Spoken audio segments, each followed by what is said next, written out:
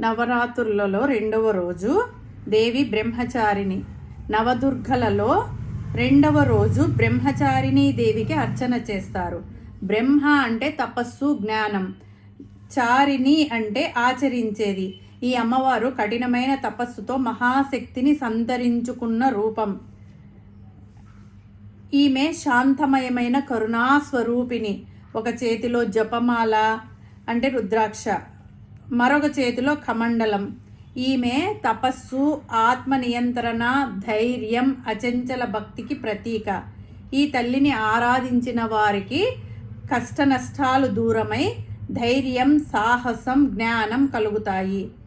అమ్మవారి శ్లోకము: దధాన కర్పమాలాంచ కమండల్వు కం స్థిత బ్రహ్మచారిణీం శుభాం వందే త్వాం కన్యకాం పరాం.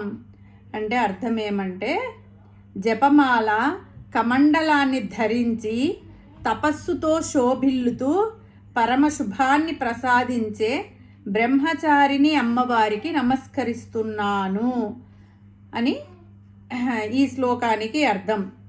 ఈ అమ్మవారికి చక్కెర పొంగిలి లేకపోతే గోధుమ పాయసం, పాలు, నెయ్యితో కలిపి చేసిన వంటకాలు సమర్పిస్తారు. ఈమె ఆయుధాలు కానీ జపమాల, కమండలం.